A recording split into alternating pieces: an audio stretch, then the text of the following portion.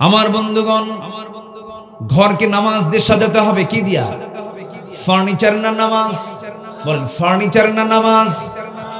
ঘরকে নামাজ দিয়ে সাজাতে হবে। ছেলেকে বলতে হবে বাবা উঠো নামাজ, মেয়েকে বলতে হবে বাবা উঠো নামাজ, বউটাকে বলতে হবে বউ তোমার এই হাত দিয়া তুমি আমাকে রান্না বান্না করে খাওয়াবা, নামাজটা পড়ো।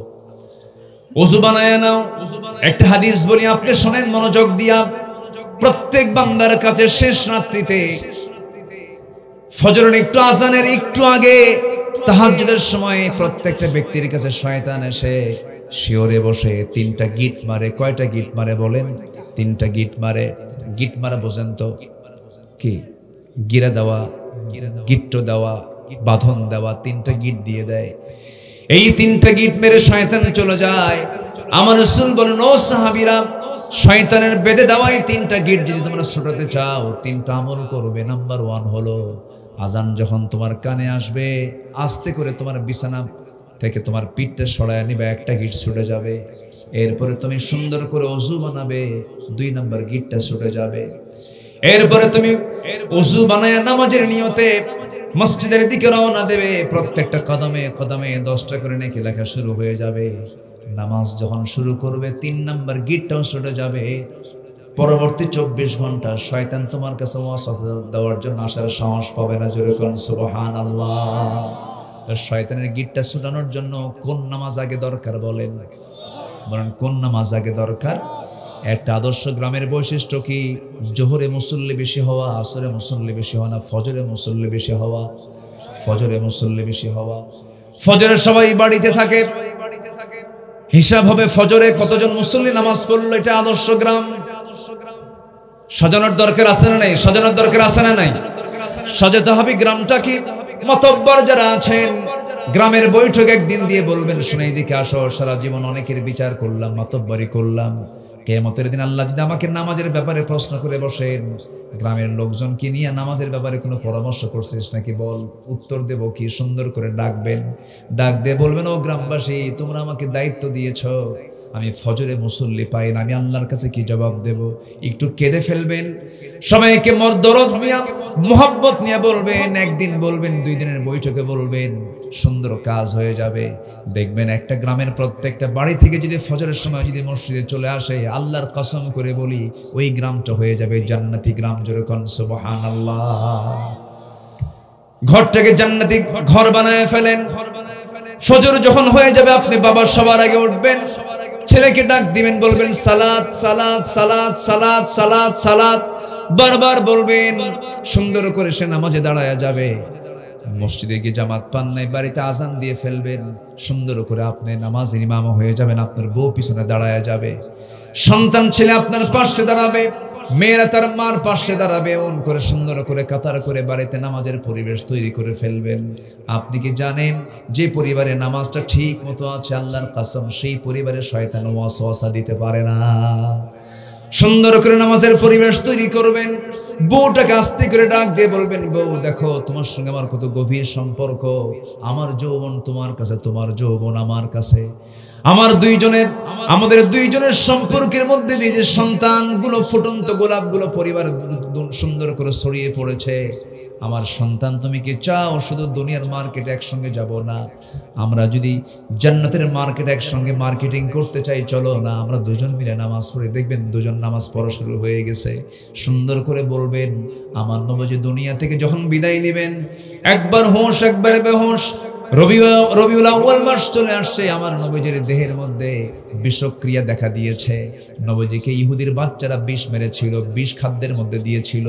আমার বন্ধুগণ, যে ইহুদির বাচ্চারা আমার নবীর মতো প্রাণপ্রিয় নবীর খাবারের মধ্যে বিষ ঢুকাতে পারে, সে ইহুদির বাচ্চারা মুসলমানদের কোনোদিন কল্যাণ করতে পারে নাকি? আসতে বলবেন না, পারে নাকি?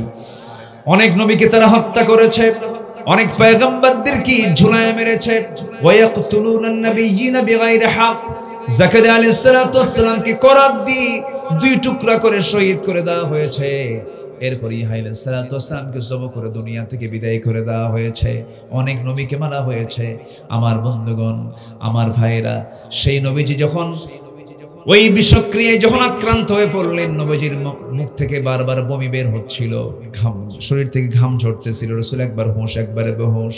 ওই অবস্থায় খোঁড়ায় খোঁড়ায় রাসূল আম্মাজান আয়েশার ঘরের সামনে গিয়ে দরজায় নক করলেন। দরজা খুলে গেল, ভিতরে ঢুকি বলছেন, আয়েশা শরীরটা ভালো যাচ্ছে না, মনে হয় মারা যাবো, আমি দুনিয়াতে বাঁচবো না, মাথায় একটু পানি ঢেলে দাও তো। মাথায় পানি ঢেলে দেওয়া হলো, আজান হয়ে গেল। আজান যখন হয়ে গেছে, রাসূল বলছেন, আয়েশা আমার বেলাল আজান দিল, আমি মসজিদে না গেলে কেমন হয়? নিজের গায়ে কোনো শক্তি নাই, সর্বশক্তি প্রয়োগ করে তিনি দাঁড়ানোর জন্য চেষ্টা করতে নিয়ে পারলেন না, মাথা চক্কর মেরে পড়ে যেতে নিলেন। আম্মাজান আয়েশা তাকে শক্ত করে ধরলেন আর বলছেন, ইয়া রাসূলুল্লাহ আপনি জামাতে নামাজ পড়তে পারবেন না? রাসূল বলছেন, মনে হয় আমি আর পারবো না জামাতে নামাজ পড়তে, কিন্তু আমার বেলাল তো আজকে আমাকে না দেখে আজান দিয়েছে, কান্নাকাটি করেছে আজানের মধ্যে, আমাকে দেখে নাই। ও আমার আয়েশা, নামাজ তো সময় মতো শুরু হয়ে যাবে, কি নামাজটা পড়াবে? আমার পক্ষ থেকে জানান দিয়ে দাও, আমার বন্ধু তোমার আব্বা আবু বকর যেন আমার মুসাল্লায় দাঁড়ায় নামাজের দায়িত্ব পালন করে নেয়। সময় হয়ে গেছে, নামাজের মুসাল্লা ইমাম নতুন আসছেন, সাহাবায়ে কেরামদের মধ্যে কান্নার রোল পড়ে গেছে, সাহাবীরা কান্দে, কান্নায় বিজড়িত হয়ে চিৎকার করে কাঁদতেছে। জানাজায় নামাজে সবাই হাজির হয়ে গেছে। আমার নবীজি বলছেন, আমার আয়েশা রে, আমার সাহাবীরা কান্দে কেন? আমাকে একটু ধরো তো। জানালার কাছে নিয়ে যাওয়া হলো। জানালার কাছাকাছি নিয়ে যাওয়ার পরে সেই জানালার ফাঁকা দিয়ে আমার রাসূল সাহাবায়ে কেরামদের নামাজের দৃশ্যগুলো দেখতেছিলেন।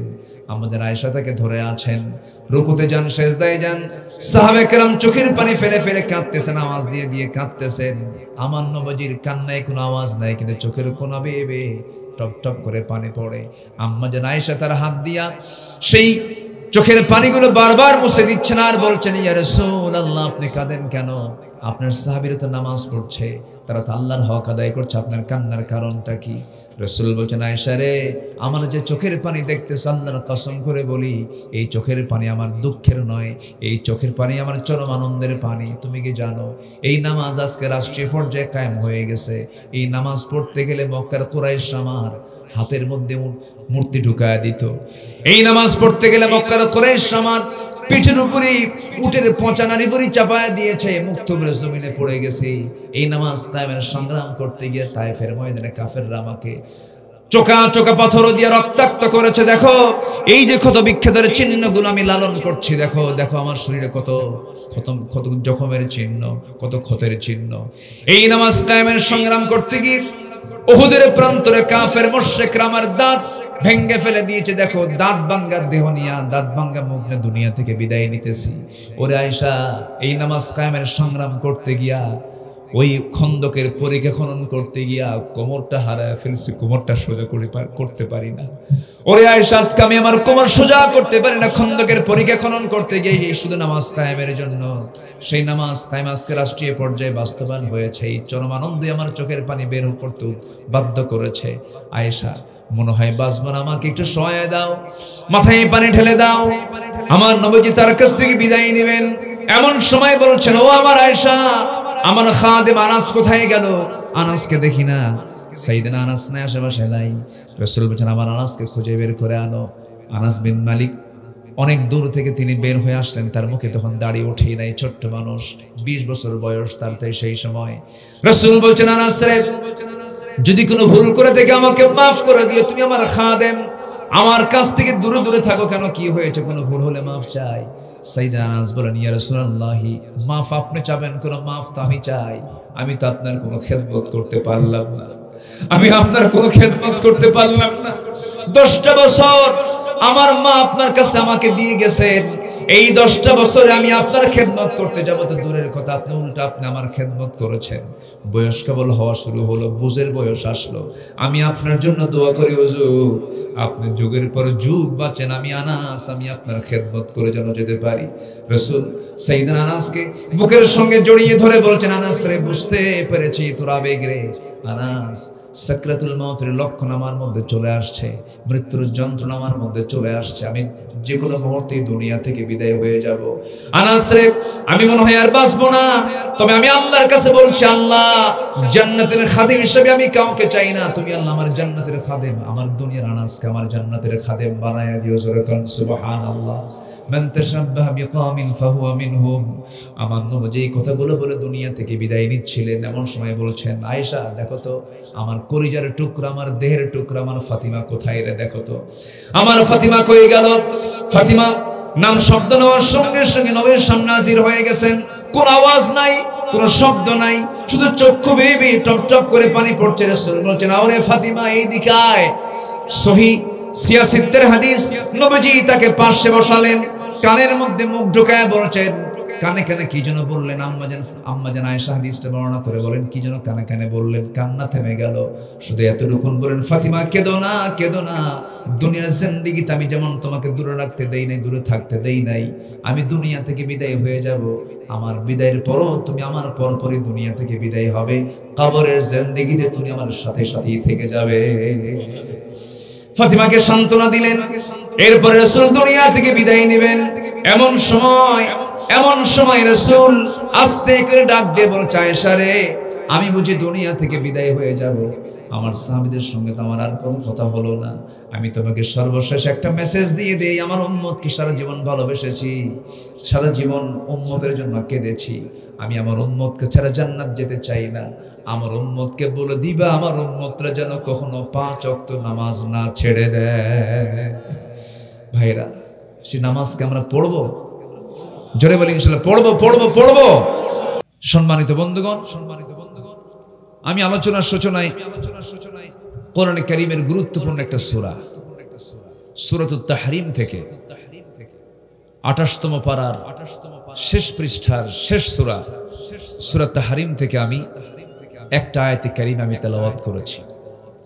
এই আয়াতকে সামনে রেখে বড়জোর তারপরে আর একটা আয়াতকে সংযোজন করে আমি কিছু কথা বলবো।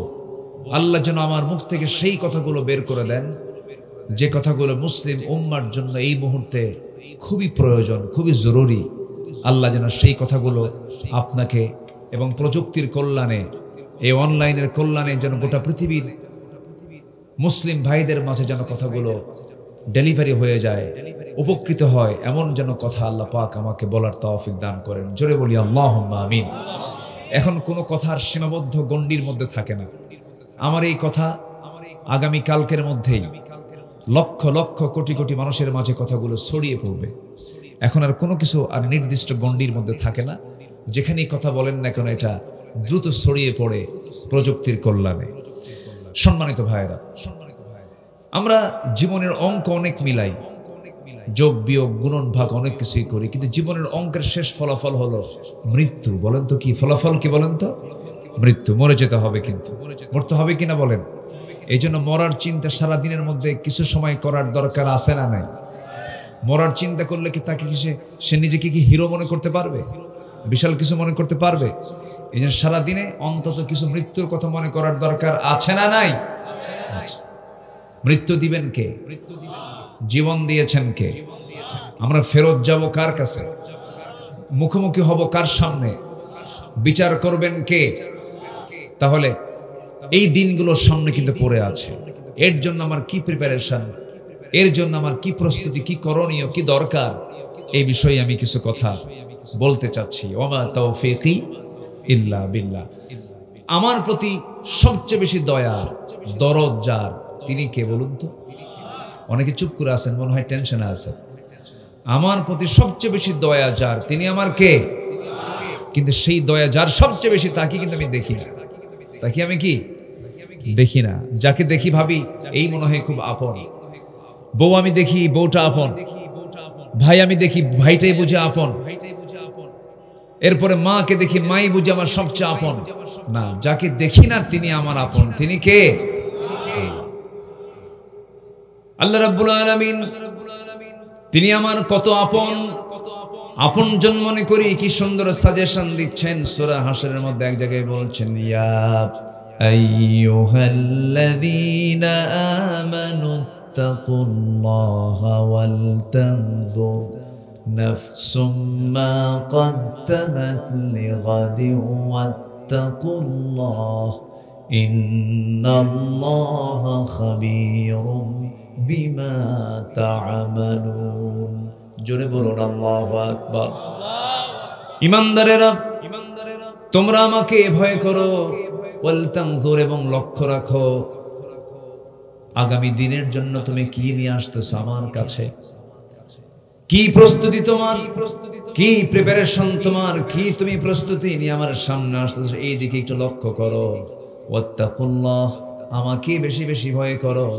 আর একটা কথা জেনে রেখে দিও বান্দা, তুমি যা কিছু করো সব কিছুর খবর কিন্তু সবচেয়ে বেশি জানেন তিনি আমার কে। জোরে বলেন, তিনি আমার কে। আলোতে কে দেখেন? বলেন, আলোতে কে দেখেন? আধারে কে দেখেন? গোপন কে দেখেন? প্রকাশ্য কে দেখেন? সকল কিছুর মালিক কে? আমি কি করছি রাতে, কি করছি দিনে, কি করছি চিন্তায়, সব অটো রেকর্ড কার কাছে? আল্লাহর কাছে। আল্লাহ রাব্বুল আলামিন বলেন, ওয়া ইয়ালামু খাইনাতাল আ'য়ুনি ওয়া মা তুখফিস সুদূর।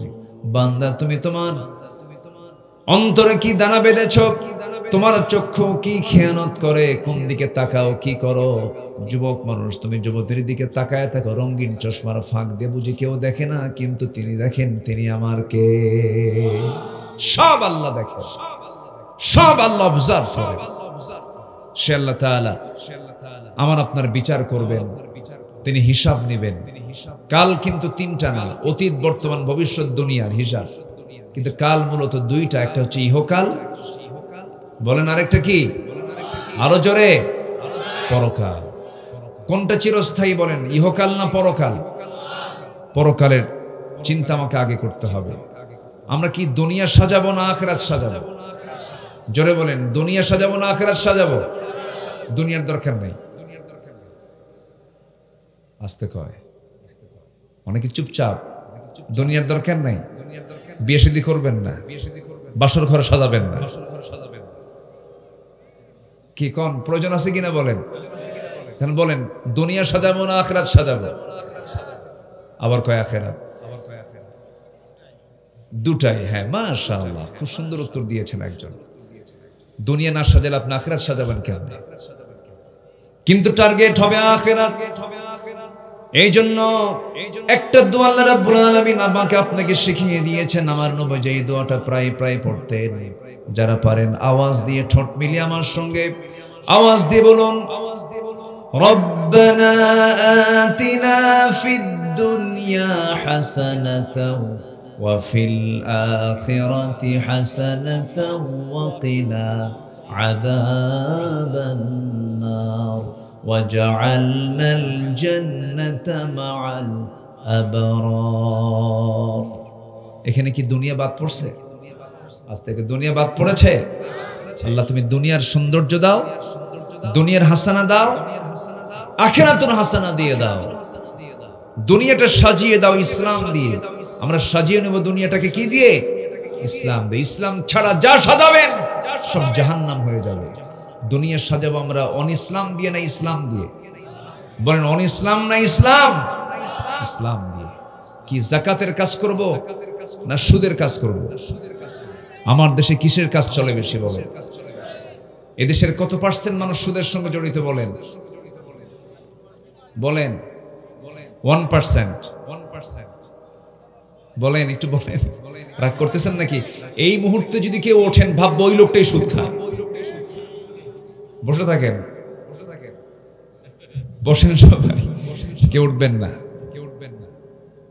শোনেন, আমাদের দোয়াগুলো যায় কোথায়? আমরা এত দোয়া করি, কান্দি, দোয়া কবুল হয় না কেন? দোয়া কবুলের তো শর্ত আছে ভাই। 1 নম্বর শর্ত হলো সুদ ছাড়তে হবে। এই জাতি কি সুদ ছাড়ছে?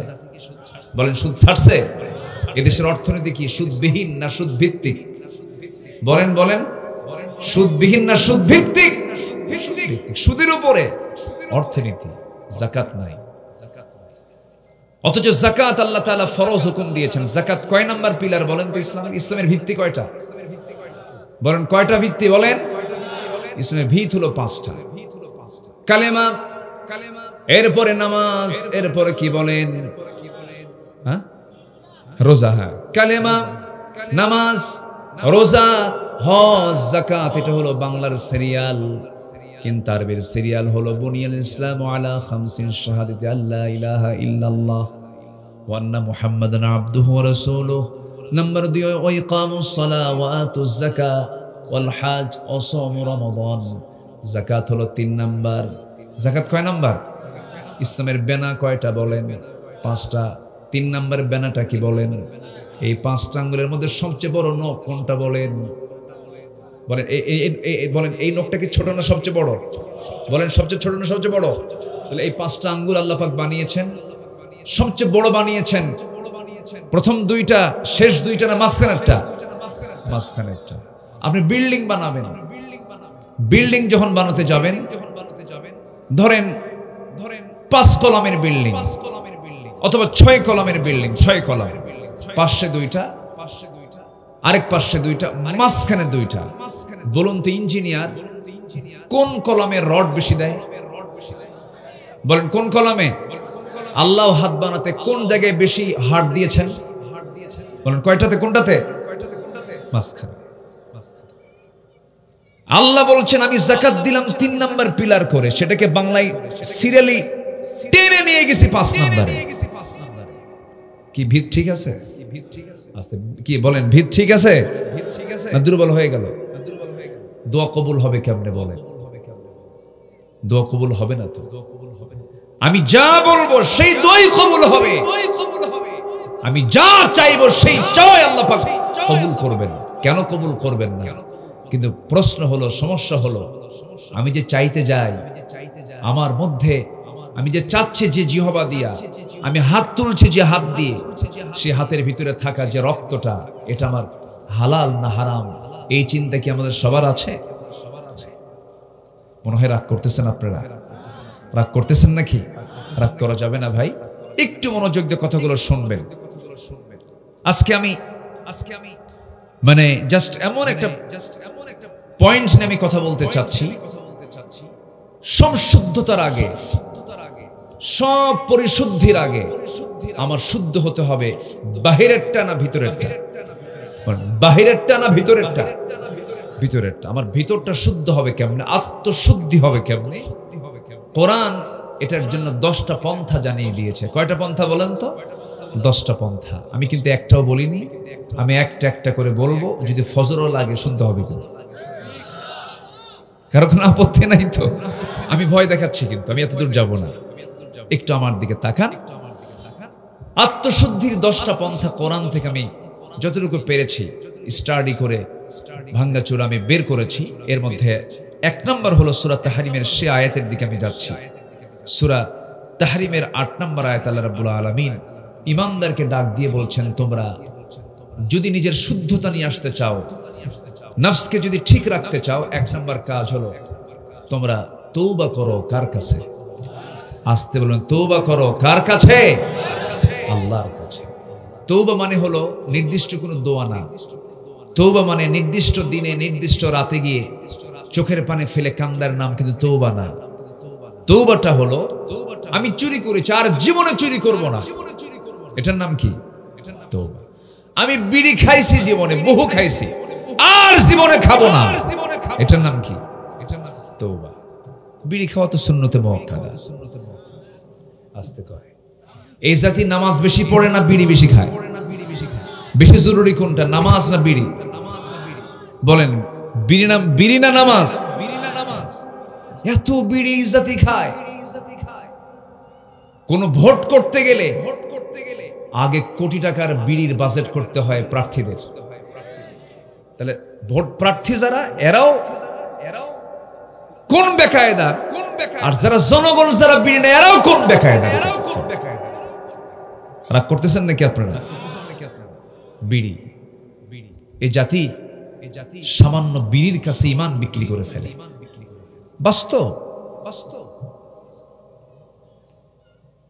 আমাদের সময় নষ্ট করার কোনো সুযোগ নেই। যে ব্যক্তি সময়কে নষ্ট করবে এটা হত্যার চেয়েও অপরাধ বেশি। সময় নষ্ট করা যাবে না, একটা সেকেন্ড সময় আমরা নষ্ট করব না, বাজে কোনো কাজে যাব না, বাজে কোনো কথায় যাব না, সেই বান্দাই জান্নাত পাবে। জোরে বলেন সুবহানাল্লাহ। আল্লাহকে সময়ের বিচার নেবেন, কিসের বিচার করবেন বলেন? সময় দিয়েছিলাম। এই পৃথিবীর সেরা মানুষ মুহাম্মদ সাল্লাল্লাহু, তিনি বেঁচে ছিলেন কত বছর বলেন? 63 বছর। তিনি কি বিফল না সফল? ব্যর্থ না মহা সফল? সফল। সময় নষ্ট করেছেন, কিন্তু সময় নষ্ট করে ফেলি আমরা। কোন একটা ভুল কাজ হয়ে গেছে, সঙ্গে সঙ্গে তওবা করে নেব, চোখের পানি ফেলে ফেলে কাঁদবো। আপনি দুনিয়ার কারো কাছে কান্নাকাটি করবেন, আপনাকে সেই কান্নার মূল্য সে দেবে না। স্বামীর কাছে বউ কাঁদবে, বউ কান্নাকাটি করবে, স্বামী বলবে মেয়ে মানুষ এমন করে কান্দে, মেয়েদের চোখের পানি এমনি এমনি চলে আসে, কোনো মূল্য আপনি পাবেন না। পুরুষ কাঁদবে, মহিলা বলবে পুরুষ মানুষের কেমন পুরুষ যে কান্দে, চোখে পানি আনে। পৃথিবীর কেউ আপনাকে কান্নার মূল্য দেবে না, কিন্তু আপনি গুনাহ করেছেন, গুনার কথা কাউকে না বলে বেড়ায়া, গুনার কথা কারো কাছে না জানায়া, আপনি যদি এই গুনার জন্য অনুতপ্ত হয়ে, যে হৃদয় গুনাহ করার পরে যে দিলটা অনুতপ্ত হয় সেই হলো ঈমানদার। যে ব্যক্তি গুনাহ করার পর অনুতপ্ত হৃদয়ে চোখের পানি ফেলে নীরবে নিভৃতে ঘরের কোণে বসে, মসজিদের কোণে বসে কাউকে না জানায় আল্লাহর কাছে বলবে, আল্লাহ যে গুনাহটা গতকালকে করেছি তোমার কাছে ওয়াদা করছি এই গুনাহ জীবনে আর কোনোদিন করব না। আল্লাহর কসম, ওই বান্দার সমস্ত গুনাহ আমার আল্লাহ মাফ করে দিবেন। জোরে কোন সুবহানাল্লাহ। এটার নাম তওবা। এটার নাম কি বলেন? তওবা, ফিরে আসা, আত্মশুদ্ধির এক নাম্বার পন্থা এটা। ভুল হবে না কেন ভাই? কেন ভুল হবে না? ভুল তো আমার হবেই, গুনাহ তো আমার হবেই। এই যোগ্যতা আল্লাহ পাক আমাকে দিয়ে পাঠিয়েছেন। ফেরেশতার গুনাহ করার যোগ্যতা নেই। ফেরেশতা কি বিয়ে শাদী করে? তার কি বউ বাচ্চা আছে? আমরা বিয়ে শাদী করি, বউ বাচ্চা আছে, কামাই টামাই করা লাগে, ভুল টুল হয়। কিন্তু ভুলের একটা মাত্রা আছে। আপনি থাপ্পড় মারলেন একজনকে, সে কি, তাকে কি ফাঁসি দেওয়া হবে? থাপ্পড় মারলেন, বেয়াদবির একটা হয়তো বা হালকা একটা বিচার হবে, কিন্তু আপনি থাপ্পড় না দিয়ে গুলি করলেন, দুটোই দোষ। দুই দোষ কি একরকম? আমার আপনার দ্বারা ভুল হবে, কিন্তু সেই ভুল হওয়া যাবে না যে ভুল হলে পরে আল্লাহ পাক সেই ভুলকে মাফ করবেন না। সেটা হলো কিছু কিছু কুফরি গুনাহ আছে, শিরকের গুনাহ আছে, বেদাতের গুনাহ আছে। এটা আমি একটু পরে বলবো, কোন কোন গুনাহগুলো আল্লাহ পাক মাফ করবেন না, আমাকে মনে করে দিবেন ভুলে গেলে পরে। আমি খুবই একটা আনন্দ পাচ্ছি, একটা বাতাস মনে হয় চালু হয়েছে না, চতুর্দিক থেকে একটা বাতাস মনে হয় ফিল হচ্ছে, একদম the gentle bridge is blowing, মানে খুব মৃদুমন্দ বাতাস আসতেছে। খুব গরম ছিল, বলি আলহামদুলিল্লাহ। আমাকে সময় দিচ্ছেন তো? নিজের ভিতরের আত্মশুদ্ধির 10 পন্থার মধ্যে 1 নম্বর পন্থা হলো তওবা করব কার কাছে? আসতে বলবেন, তওবা করব কার কাছে? আল্লাহর কাছে। আল্লাহ সবচেয়ে বেশি খুশি হন যখন বান্দা তওবা করে। বান্দা যখন ফিরে আসে, দুনিয়ার জিন্দেগি তাকায় দেখেন, বাবার 4 ছেলে, 4 ছেলের মধ্যে সবটাই ভালো, 3টাই ভালো, কোনো সমস্যা নাই, কিন্তু একটা একটু বেশি দুষ্ট। সেই বাবার টান সবচেয়ে বেশি কোনটার দিকে থাকে বলেন? বলেন কোনটার দিকে থাকে? দুষ্টের দিকে থাকে। 3টার দিকে তার কোনো নজরই নাই, কোনো খেয়াল নাই। কিন্তু ওই দুষ্ট ছেলেটা যে নামাজ পড়ে না, একটু বখাটে, দুষ্টমি করে, না জেনে কোথায় কি করে ফেললো, বাবার পেরেশান। বাবা বারবার খবর নাই, দেখতো কোথায় আছে, কি করতেছে। ওই যেটা সবচেয়ে বেশি দুষ্ট সেটার খবর রাখে আর মনে মনে আল্লাহর কাছে বলে, আল্লাহ ওরে ভালো করে দাও। তেমনি বান্দার মধ্যে যে সমস্ত বান্দাগুলো ভুল করার পরে যখন তওবা করে আল্লাহর কাছে এসে বলে আল্লাহ ভুল করে ফেলছে, তখন আল্লাহ পাক কেমন খুশি হন। ফেরেশতাকে ডাক দেন, ও ফেরেশতারা, এই বান্দাগুলো আমাকে দেখলো না, এই বান্দা আমাকে চিনলো না, এই বান্দা আমাকে কোরআনকে বিশ্বাস করে, আমাকে মহব্বত করে, আমার কাছে এসে তওবা করে আমার কাছে জানান দিয়ে দিল সে আর গুনার কাছে যাবে না। ও ফেরেশতারা সাক্ষী থাক, এই সমস্ত বান্দার সমস্ত গুনাহগুলো মাফ করে আমি আল্লাহ জান্নাতের বাজেট পাস করে দিলাম। আমার নবীর সহিহ হাদিস, আত-তাইবু মিনায-যামবি কামান লা যামবা লাহ, যার তওবা কবুল হয়ে যায় তার পূর্বের জীবনের আর কোনো গুনাহ চুল পরিমাণ থাকে না। জোরে বলি সুবহানাল্লাহ। তওবা কি একবার না বারবার? আমার রাসূল সারা দিনে 100 বারেরও বেশি বার তওবা করেছে। ফাইন্নী আতুবু ফিল ইয়াউমি মিআতা মাররা, আমি রাসূল নিজে সারা দিনে 100 বারেরও বেশি বার তওবা করি। রাসূল রাসূল রাসূল। আর আমার দেশের এক নেতা উল্লুক ভাল্লুক, টাঙ্গাইলের এক নেতা কয়, হুজুর আমার আমিন বলতে বলে, আমি আমিন কই না কেন, আমার কোনো গুনাহ আছে নাকি? শুনছেন না, জানেন না আপনারা? এর আগে হজ নেবাজে কথা বলেছিল, জিহ্বা টেনে ছেড়া দরকার ছিল এদের। হজ নিয়ে বলেছিল হজ হচ্ছে মুহাম্মাদের ব্যবসা, এই কথা বলেছিল। আবার কয়েকদিন আগে বলল, হুজুর আমার আমিন কই থেকে, আমি আমিন কই না কেন, আমার তো কোনো গুনাহই না, আমি আমিন কব কেন? এই সমস্ত অসভ্যদের জুতা পেটা করা দরকার। কিছু জানে না, মূর্খ তো,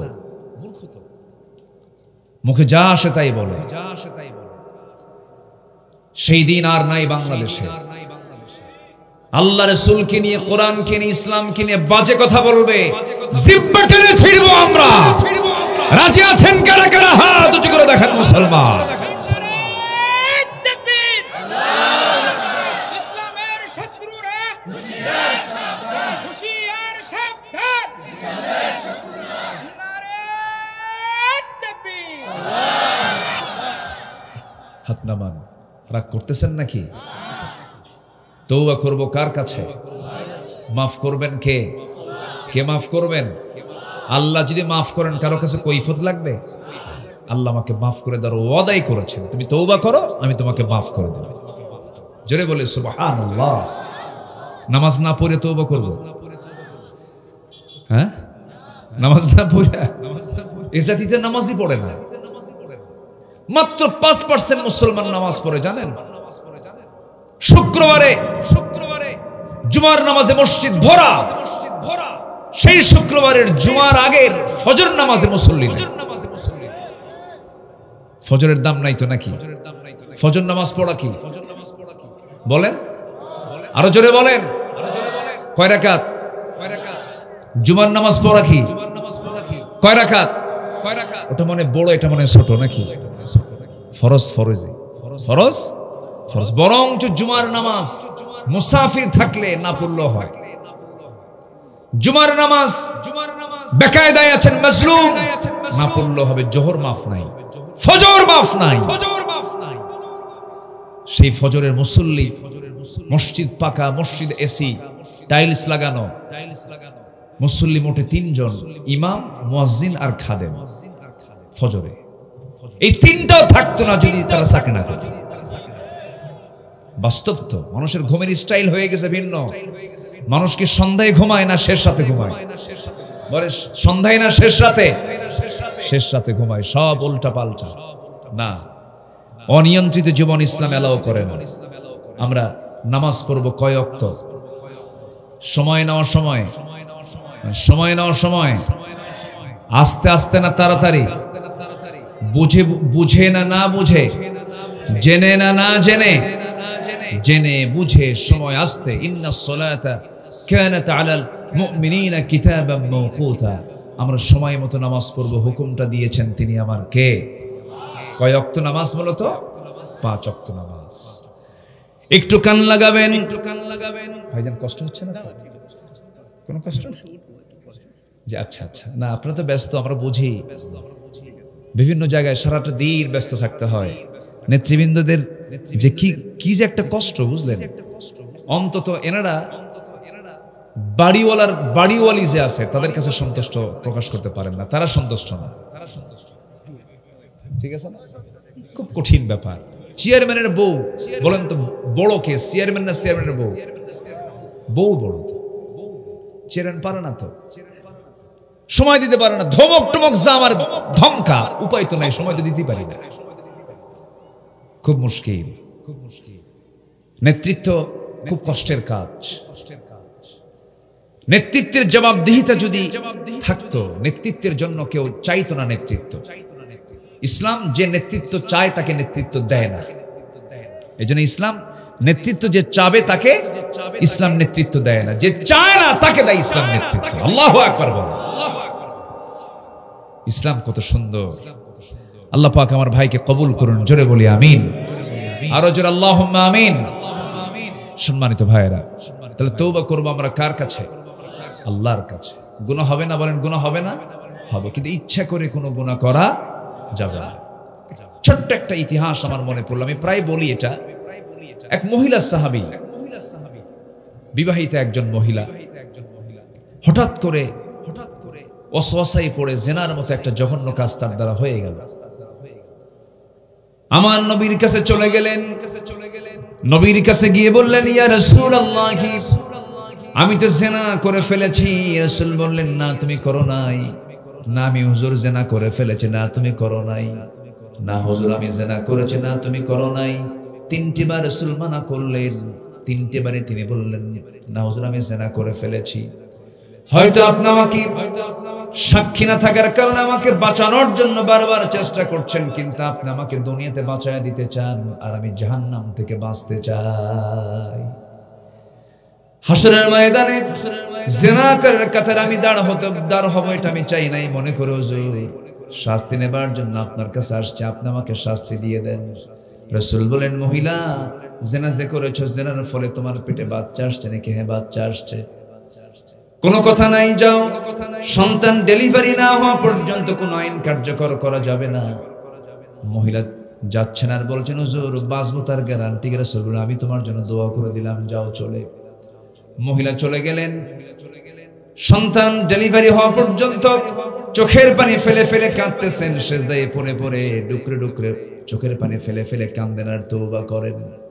9টা মাস 10টা মাস পূরণ হয়ে গেল, সন্তান ডেলিভারি হয়ে গেল।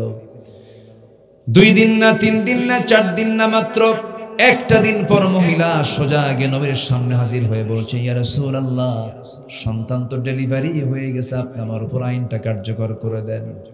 আমার বন্ধুগণ, ওই মহিলা নবীর সামনে বিচারে চাইলো, আবার বিচারের যে রায় যে কার্যকর করার জন্য নবীর সামনে আসলো। প্রশাসন লাগলো না, জেলখানাও লাগলো না। ওই বান্দি বিচারকের সামনে এসে সব কিছু আবদার করতেছে। দুনিয়ার ভয় না আল্লাহর ভয়? কার ভয়? কার ভয়? কার ভয়? আমার নবীজি বললেন, মহিলা সন্তানটা জীবিত না মৃত? হুজুর সন্তান তো জীবিত রেখে এসেছি। রাসূল বলেন, হাওলাইনি কামিলাইন, সন্তানকে তোমার অবশ্যই 2টা বছর দুধ পান করাতে হবে।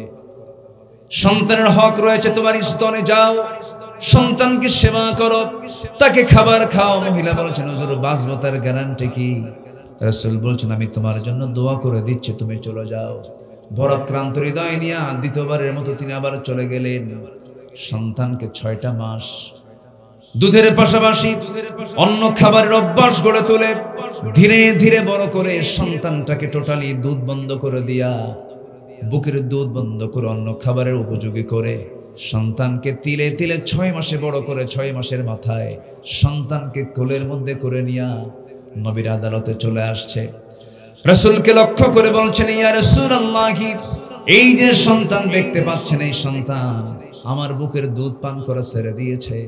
সন্তানকে আমি অন্য খাবারের অভ্যাস গড়ে তুলেছি। আমি চাই না তৃতীয়বারের মতো আপনার কাছে শাস্তি পেতে এসেছে আর ফেরত যাই। আজকে আপনি আমার উপরে পুরো আইনটা কার্যকর করে দেন।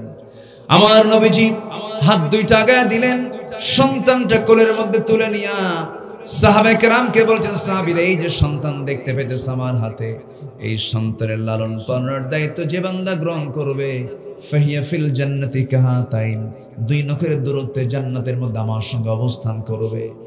কয়েকজন সাহাবী দৌড় মেরে এসে সন্তানকে কোলের মধ্যে করে নিয়ে চলে গেল। আমার নবীজি বললেন, যাও এই মহিলাকে নিয়ে যাও, উন্মুক্ত মরু প্রান্তরে বুক পর্যন্ত পুঁতে রেখে ফারজুমুহুমা নাকালাম মিনাল্লাহ, পাথর মেরে শেষ করে দাও। ইসলামে জানার শাস্তি আড়ালে না প্রকাশ্যে? বলেন আড়ালে না প্রকাশ্যে? প্রকাশ্যে।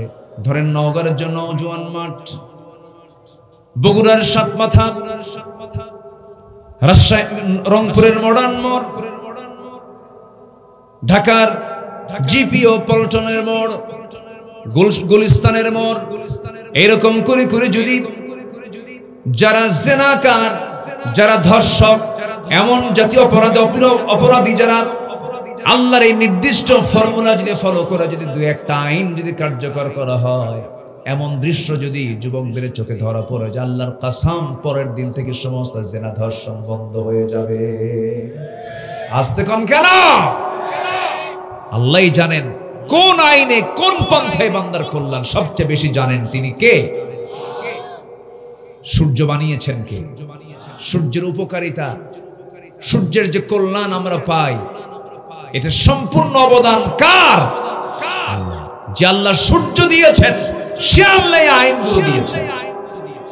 সে আইনের বিরুদ্ধে কথা বলার কিছু দুঃসাহস আমার দেশের কিছু কুলাঙ্গারদের মাঝে মাঝে লক্ষ্য করা যায়। বলে ফেলে এগুলো মধ্যযুগ আইন, এগুলো আইন চলতে পারে না, এগুলো বেহুদা কথা, বাজে কথা, ইমান বিরোধী কথা, ইমান বিধ্বংসী কথা। কোরআন ছিল, আছে, থাকবে। সম্মানিত ভাইরা, কোরআনের ভিতরে যে উত্তরাধিকার আইন যে আছে, বাপ মারা গেলে, মা মারা গেলে সন্তানরা যে সম্পদগুলো পায়, তার আত্মীয় স্বজনরা সম্পদগুলো পায়, মিরাস, অংশ বন্টন, গোটা পৃথিবীর কোন আইনে এমন মজবুত আইন নাই, কোথাও পাবেন না। আমেরিকাতে একটা আইন পাশ হলো, একটা ফ্যামিলির সবচেয়ে বড় দায়িত্বশীল তারা মনে করলো বড় ভাই, বাবার বড় সন্তান সবচেয়ে বেশি কষ্ট করে। ওরা বললো যে সব ভাই বোনের চাইতে বড় ভাইয়ের সম্পদের পরিমাণটা একটু বেশি হতে হবে। তারা আইনটা পাশ করলো এর উপরে ভিত্তি করে। পরের 10 বছর দেখা গেল ম্যাক্সিমাম ফ্যামিলিতে বড় ভাই মার্ডার। বড় ভাই কি মার্ডার। পৃথিবীর মানুষের তৈরি করা আইন দিয়ে কোনোদিন শান্তি আসতে পারে না। শান্তি আসবে একমাত্র কার আইন দিয়া? আসতে বলবেন না, কার আইন দিয়া? আল্লাহর আইন দিয়ে। আমার নবীজি সাহাবীকে অর্ডার দিয়ে দিলেন, চলে গেল। মহিলাকে কাপড় চোপড় পরায়া দিয়া, সতর ঢেকে দিয়া, বুক পর্যন্ত পুঁতে রেখে পাথর যখন মারা হলো, এমন সময় সাইয়েদনা আলী ওই মহিলাকে পাথর মারছিলেন। মহিলার শরীর থেকে ছিটকে এসে কিছু রক্ত তার হাতে লাগলো। ছিটকে এসে রক্ত লাগার সঙ্গে সঙ্গে নাসিকা কুঞ্চিত করলেন, নাক শিকায় তুললেন, মনে মনে চিন্তা করলেন, আহারে জেনাকারীর নাপাক রক্ত আমার গায়ে এসে লাগলো। ঠিক একই কথা নবীর সামনে যখন পুনরাবৃত্তি করলেন, রাসূল বলছেন, ও আলী, তুমি কার রক্তকে নাপাক রক্ত বলো? তুমি কি জানো? ওই সাহাবীর রক্ত দুনিয়াতে স্পর্শ করার পূর্বে আল্লাহ পাক তাকে জান্নাতের মেহমান বানায়া নিয়েছে। ও আমার আলী, বেশি কিছু বলতে যেও না, যা বলেছ বলেছ। জানাজার আয়োজন করো। ওই মহিলার জানাজার দায়িত্ব আমি কাউকে দেব না, আমি রাসূল নিজে তার জানাজার দায়িত্ব গ্রহণ করলাম। জানাজার সময় চলে এলো, রাসূল জানাজা পড়ায় দিলেন। জানাজা শেষান্তে নবীজি কান্না বিজড়িত কণ্ঠে বলছেন, সাহাবীরা রে, কিছুক্ষণ আগ পর্যন্ত আমরা যে মহিলার জানাজা সম্পন্ন করলাম, এই মহিলা জীবনের শেষ সময় পর্যন্ত যে পরিমাণ তওবা করেছে, যে পরিমাণ চোখের পানি ফেলে ফেলে কেঁদেছে, রুকু করেছে, সেজদা করেছে, এই তওবা যদি এই মদিনার 70 জন গুনাহগারদের মাঝে যদি বন্টন করে দেওয়া হতো, ওই 70 জনকে আল্লাহ রাব্বুল আলামিন মাফ করে সবাইকে বিনা হিসেবে জান্নাত দিয়ে দিতে। এই মহিলা রেহাই পেয়েছেন তওবার মধ্য দিয়া। আমরা তওবা করব কার কাছে? আসতে বলবেন না, কার কাছে? আল্লাহর কাছে। আল্লাহ রাব্বুল আলামিন তওবার কথা একবার না বারবার বলেছেন। সূরা তাওবা নামে একটা সূরা নাযিল করেছেন। সূরা তাওবা সূরা আছে না?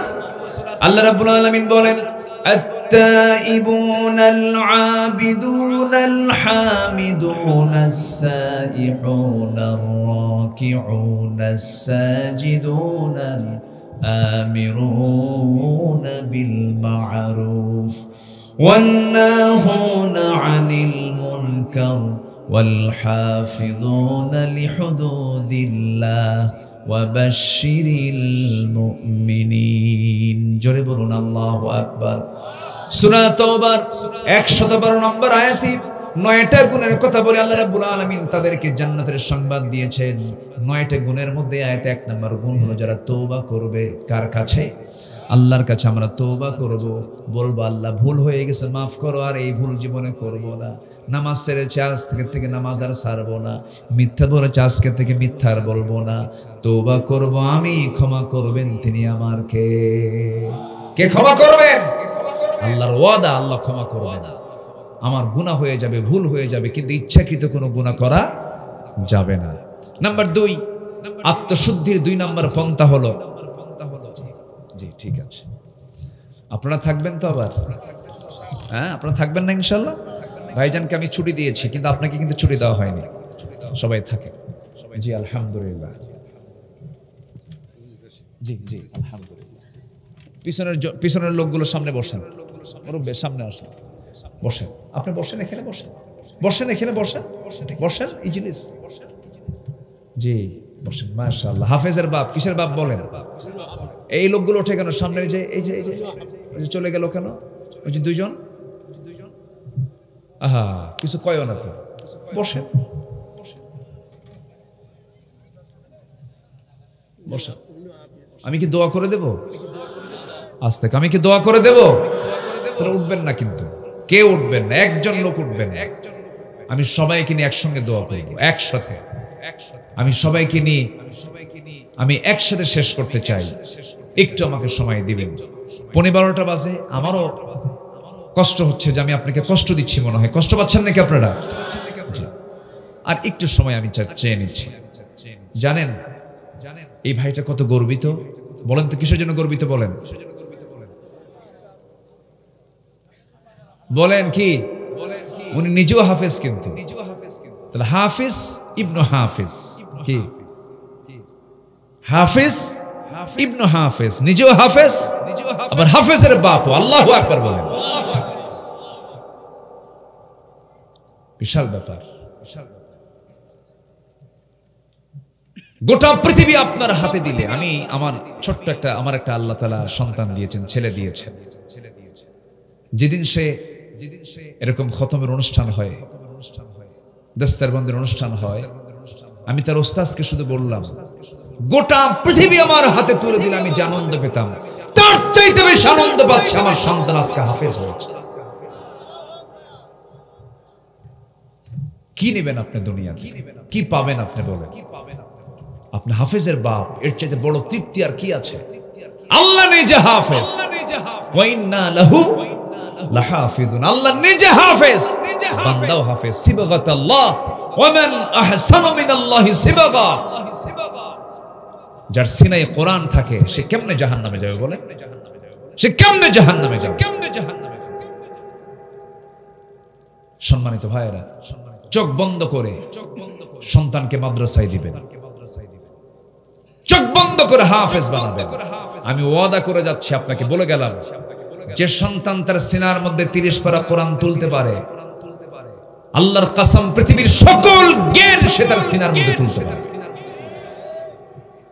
যে সিনায় কোরআন থাকে সেই সিনায় পৃথিবীর সব জ্ঞানই থাকবে, এটা মাথায় রাখবেন। যারা হাফেজ হয় তারা প্রচন্ড মেধাবী হয়, তাদের স্মৃতিশক্তি খুব প্রখর হয়, আর স্মৃতিশক্তির প্রখরতার জন্য কোরআনের হিফজ দরকার। আলহামদুলিল্লাহ। সম্মানিত ভাইয়েরা, এই কথাগুলো বলে ফেললাম ভাইকে দেখে। এখন আমার দিকে তাকান। নিজের নফসের শুদ্ধতার জন্য কয়টা পন্থার কথা বলেছি বলেন তো আপনারা? বলেন কয়টা? চলতেছে কয় নাম্বার? আরো আছে কয়টা? 9টা। নাম্বার 2 আসেন। একটু মনোযোগ দিয়ে কথাগুলো শুনবেন, মুখস্থ করে নেবেন, কোট করে নেবেন, হৃদয়ে গেঁথে নেবেন, কাজে লাগবে। এগুলো আমার পরামর্শ নয়, এগুলো পরামর্শ সরাসরি আমার আল্লাহ তাআলার। জোরে বলি সুবহানাল্লাহ। নাম্বার 2 হলো ওই বান্দা সফল, আত্মশুদ্ধির সফল পন্থা 10টা পন্থার মধ্যে নাম্বার 2 পন্থা হলো সালাতের প্রতি যারা যত্নশীল হবে, নামাজের প্রতি যারা যত্নশীল হবে, এটা হচ্ছে সফলতার আত্মশুদ্ধির 2 নাম্বার পন্থা। সালাতের প্রতি যত্নবান হওয়া। সব কাজ যেখানেই থাকুক না কেন, আজান যখন হয়ে যাবে, কাজ আগে না নামাজ আগে? বলেন বলেন, নামাজ আগে না কাজ আগে? নামাজ আগে। লাগবে না, দিয়েন না। নামাজটা আগে দরকার। কাজের অধীনে নামাজ নাই, নামাজের অধীনে কাজ। ভাই আমি এই কাজটা করে নামাজ পড়বো না, না আমি নামাজটা পড়ে এই কাজটা করব, এই কাজের মধ্যে টোটালি 100% বরকত দিয়ে দিবেন তিনি আমার কে? যেই গার্মেন্টসের মালিক, যে কারখানার মালিক তার কর্মচারীকে নামাজের জন্য ধমকায়, নামাজের সময় তাকে ফাঁকিবাজি বলে তার নামাজ পড়তে যারা বাধা দিয়ে দেয়, এই শিল্প তাকে জাহান্নামে নিয়ে যাবে। কারণ সকল কাজের আগে কার হক আদায় করা বলেন? আল্লাহর হক আদায়। নামাজটা কার হক? আসতে বলবেন না, নামাজটা কার হক? আল্লাহ রাব্বুল আলামিন সুন্দর করে বলছেন, قد أفلح من تزكى وذكر اسم ربه فصلى بل تؤثرون الحياة الدنيا والآخرة خير وأبقى إن هذا لفي الصحف الأولى صحف إبراهيم وموسى। জোরে বলুন আল্লাহু আকবার। কোন বান্দা সফল? মান তাযাক্কা, যে ব্যক্তি আত্মশুদ্ধি করতে পেরেছে। কি দিয়া? আল্লাহ বলছেন ওয়াযাকারা ইসমা রাব্বিহি ফাসাল্লা, যে ব্যক্তি আল্লাহর নামের জিকির করতে পেরেছে এবং নামাজটা আদায় করতে পেরেছে। আল্লাহর নাম আছে না নাই বলেন? আল্লাহর নামের জিকির করতে বলছেন, তিনি কে? আসতে বলবেন না, তিনি কে? বলুন সুবহানাল্লাহ। জোরে জোরে জোরে সুবহানাল্লাহ। আরো জোরে আলহামদুলিল্লাহ। লা ইলাহা ইল্লাল্লাহু আল্লাহু আকবার। আরো জোরে আল্লাহু আকবার। এই চারটা শব্দ হলো সবচেয়ে বড় জিকিরের শব্দ। সুবহানাল্লাহ, আলহামদুলিল্লাহ, লা ইলাহা ইল্লাল্লাহ, আল্লাহু আকবার। এই চারটা জিকিরের পরিভাষা শিখিয়েছেন মুহাম্মদ সাল্লাল্লাহু আলাইহি ওয়াসাল্লাম। নামাজ পড়তে রাজি আছেন তো সবাই? কয় ওয়াক্ত নামাজ? আরো জোরে, আরো জোরে। আমার নবী যে সবচেয়ে রাগ করতেন কি না আদায় করলে বলেন? এবং আল্লাহ সবচেয়ে বেশি রাগ করেন কোন কাজ না করলে? নামাজ না পড়লে। এবং যদি প্রশ্ন করেন, হুজুর আপনি কোরআন কি সামনে রেখে বলুন, কোন অপরাধের শাস্তি সবচাইতে বেশি? কোরআন কি বলে দিয়েছে? আপনি যদি প্রশ্ন করেন কোরআন বলো তো কোন কাজটার শাস্তি সবচাইতে বেশি বলে দিয়েছে কোরআন? কোরআন সুন্দর করে জানিয়ে দিচ্ছে, বান্দাকে সতর্ক করার জন্য জানিয়ে দিচ্ছে, ফাখালাফা মিন বা'দিহিম খালফুন আদাউস সালাতা ওয়াত্তাবাউশ শাহাওয়াত ফাসাউফা ইয়ালকাউনা গায়্যা। জোরে বলুন আল্লাহু আকবার। মা সালাকাকুম ফি সাকার ক্বালু লাম নাকু মিনাল মুসাল্লিন ওয়া লাম নাকু নুতঈমুল মিসকিন ওয়া কুন্না নাখুযু মা'আল খায়িদিন ওয়া কুন্না নুকাযযিবু বিয়াউমিদ্দিন হাত্তা আতানাল ইয়াকিন। জোরে বলুন আল্লাহু আকবার। কোরআন তুমি বলে দাও সবচাইতে কঠিন শাস্তি কোন অপরাধের? কোরআন বলে দিচ্ছেন, যে ব্যক্তি নামাজকে নষ্ট করবে, নফসের দাসত্ব করবে, মন যা চাই তাই করবে, মন চায় মানুষের বাড়িতে আগুন ধরায়া দেই, মন চায় মানুষের জমি দখল করি, মানুষের পুকুর দখল করি, মন চায় ওই লোকটার বিরুদ্ধে মামলা দিয়ে তাকে জেল খাটাই, ওর বিরুদ্ধে তোকমা লাগায়া দেই, এরকম ধরনের লোক বুঝি নওগাঁতে নাই? আসতে বলবেন না, আছে না নাই? আল্লাহ পাক বলছেন, যারা নফসের তাবেদারি করবে আর নামাজকে যারা নষ্ট করবে, আমি আল্লাহ শুধু জাহান্নাম দেব না, জাহান্নামের গাই নামক গর্তের মধ্যে, গাই ফাসাউফা ইয়ালকাউনা গায়্যা, গাই এমন একটা গর্তের নাম যে গর্তের নাম শুনলে জাহান্নাম পর্যন্ত সেই গাই গর্তকে ভয় পায়। সেই গর্তের মধ্যে আল্লাহ পাক ঢুকাবে নামাজ না পড়লে। সবাইকে নামাজ পড়তে রাজি আছেন? একটা বিষয়, যে হাত তোলেন দেখি, জোরে বলি ইয়া আল্লাহ। আরো জোরে ইয়া আল্লাহ। আমাদেরকে 5 ওয়াক্ত সালাত আদায় করার তৌফিক তুমি আল্লাহ দিয়া দাও। জোরে বলি আমিন। আরো জোরে আমিন। যে নেতা নামাজ না পড়বে ওই নেতার নেতৃত্ব মানা যাবে না। যে দলে নামাজ নাই সেই দলের নেতৃত্ব মানার কোনো দরকার, যে জনসভায় গেলে পরে ফজর, যে জনসভায় গেলে পরে জোহর কাজা হয়, আসর কাজা হয়, মাগরিব কাজা হয়, যে দলের দলীয় জনসভায় নামাজের কার্যসূচি নাই সেই দল করা হারাম, সেই নেতৃত্ব মানা যাবে না মুসলমানের, ঠিক কিনা? মানা যাবে না, মানবো না। নেতা মানতে গিয়ে আমাদেরকে হিসাব করে মানতে হবে, কারণ হাসরের দিন আল্লাহ তাআলা ব্যক্তি একজনকে তুলবেন না, ব্যক্তিকে তার নেতা সহ তুলবেন। ইয়াওমা নাদউ কুল্লা উনাসিম বিইমামিহিম, কিয়ামতের দিন আমি আল্লাহ প্রত্যেক ব্যক্তিকে তার নেতা সহ ডাকবো। যদি আপনার নেতা যদি গাঁজা খায়, গাঁজা করে সঙ্গে উঠতে হবে। যদি চাঁদাবাজ হয়, চাঁদাবাজ নেতার সঙ্গে আপনাকে উঠতে হবে। তাহলে বলেন, নেতা নির্বাচন করতে গেলে আমাদের চিন্তা করার দরকার আছে না নাই? নেতা খারাপ হলে আমার জন্য হাসরের দিন বিপদ না নিরাপদ? বলেন, বিপদ না নিরাপদ? মহা বিপদ হয়ে যাবে। আমরা এগুলোকে খেয়াল করার চেষ্টা করব। জোরে বলি ইনশাআল্লাহ, আরো জোরে বলি ইনশাআল্লাহ। সম্মানিত ভাইয়েরা, সম্মানিত বন্ধুগণ, নামাজের ব্যাপারে আমরা যত্নশীল হব। আমার নবীজির লাস্ট মেসেজ, পৃথিবী থেকে যখন তিনি বিদায় নেন, বিদায় লগ্নে কিন্তু মানুষ পরিবারের কথা বলে, নিজের কথা বলে, সন্তানদের কথা বলে।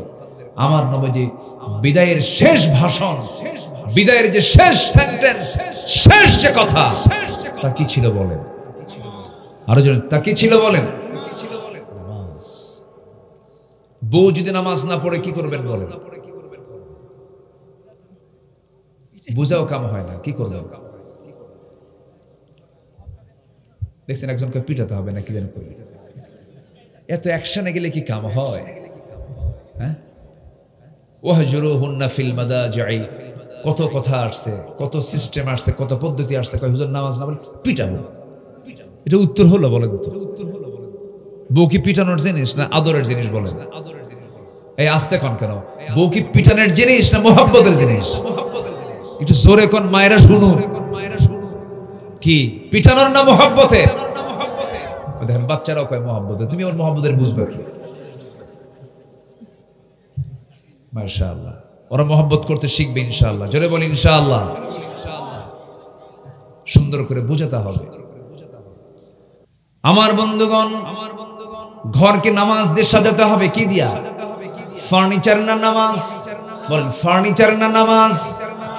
ঘরকে নামাজ দিয়ে সাজাতে হবে। ছেলেকে বলতে হবে বাবা উঠো নামাজ, মেয়েকে বলতে হবে বাবা উঠো নামাজ, বউটাকে বলতে হবে বউ তোমার এই হাত দিয়া তুমি আমাকে রান্না বান্না করে খাওয়াবা, নামাজটা পড়ো। ওযু বানায় নাও। একটা হাদিস বলি, আপনি শুনেন মনোযোগ দিয়া।